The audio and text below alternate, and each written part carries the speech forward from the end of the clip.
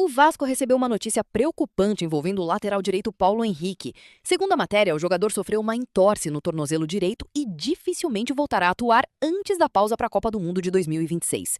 A lesão aconteceu no jogo contra o Paysandu, pela Copa do Brasil. Paulo Henrique se chocou com o lateral Bonifazzi logo no início do segundo tempo, deixou o campo chorando e demonstrando muitas dores. Após exames realizados pelo clube, foi confirmada a entorse no tornozelo. Segundo Renato Gaúcho, a recuperação deve levar mais tempo do que o esperado inicialmente. Após a derrota para o Internacional no Beira-Rio, o treinador afirmou que dificilmente o lateral terá condições de jogar antes da paralisação do calendário para o Mundial. Paulo Henrique vinha sendo um dos jogadores mais importantes do Vasco na temporada. Além do bom desempenho pelo clube, o lateral também apareceu na pré-lista da seleção brasileira para a Copa do Mundo enviada por Carlo Ancelotti à FIFA. Internamente, o Vasco trata a ausência como um problema relevante, já que PH é considerado peça fundamental no esquema de Renato Gaúcho pela intensidade ofensiva e regularidade defensiva. Com a lesão, Puma Rodrigues deve ganhar sequência como titular na lateral direita. Mesmo sentindo dores, Paulo Henrique queria atuar contra o Internacional para manter vivo o sonho de disputar a Copa do Mundo. Porém, o departamento médico vetou sua participação para evitar agravamento da lesão. O Corinthians foi derrotado por 3-1 pelo Botafogo no Newton Santos, em partida marcada por falha decisiva do zagueiro André Ramalho. O defensor teve atuação ruim e acabou diretamente envolvido no terceiro gol botafoguense, em um momento em que o timão pressionava em busca do empate. Ramalho deixou a bola quicar no campo defensivo e acabou desarmado por Villalba, lance que resultou no gol que praticamente definiu a vitória do Botafogo. Apesar da derrota, alguns jogadores do Corinthians foram elogiados. Ranieri apareceu como um dos melhores em campo pelo lado corintiano, participando da jogada do gol de Rodrigo Garro e ajudando no equilíbrio tático da equipe durante boa parte do jogo. Garro também teve destaque por comandar a criação ofensiva do time. Por outro lado, Yuri Alberto teve atuação bastante criticada. O atacante desperdiçou oportunidades, tomou decisões erradas no ataque e teve um gol anulado no primeiro tempo após cobrança irregular de escanteio.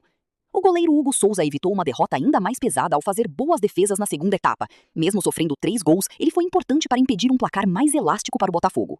O técnico Fernando Diniz recebeu avaliação intermediária. Ele escalou força máxima e tentou deixar o Corinthians mais ofensivo ao longo da partida. Mas o Botafogo foi mais eficiente nas finalizações e aproveitou melhor os espaços nos contra-ataques.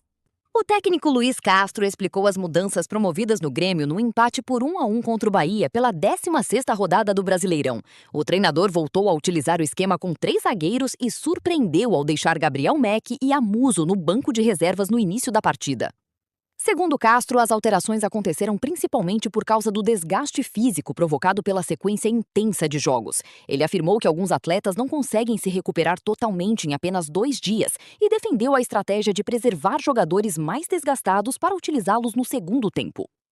Sem Gustavo Martins lesionado, a linha defensiva foi formada por Luiz Eduardo, Vieri e Wagner Leonardo. No meio-campo, Noriega e Pérez atuaram como volantes, enquanto William ganhou oportunidade entre os titulares.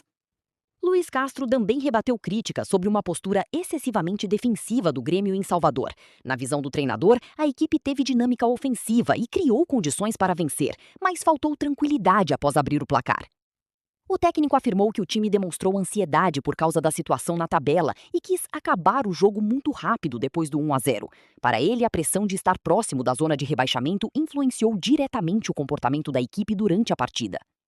Com o empate, o Grêmio chegou aos 18 pontos e saiu momentaneamente do Z4, ocupando a 15ª colocação no Brasileirão. Agora o time terá sequência de jogos importantes na Arena antes da pausa para a Copa do Mundo de 2026. Carlo Ancelotti esteve presente na Arena da Baixada para acompanhar Atlético e Flamengo na véspera da convocação final da seleção brasileira para a Copa do Mundo de 2026. O técnico italiano observou a partida de perto ao lado de Rodrigo Caetano, coordenador de seleções da CBF, e do presidente do Atlético, Mário Celso Petraglia. Essa foi a última observação presencial de Ancelotti antes do anúncio oficial dos 26 convocados para o Mundial, marcado para acontecer no Museu do Amanhã, no Rio de Janeiro. O Flamengo era o principal foco de observação do treinador, já que o clube carioca tinha vários jogadores presentes na pré-lista enviada à FIFA. Entre os nomes analisados estavam Danilo, Alexandro, Léo Pereira, Léo Ortiz, Lucas Paquetá, Pedro e Samuel Lino.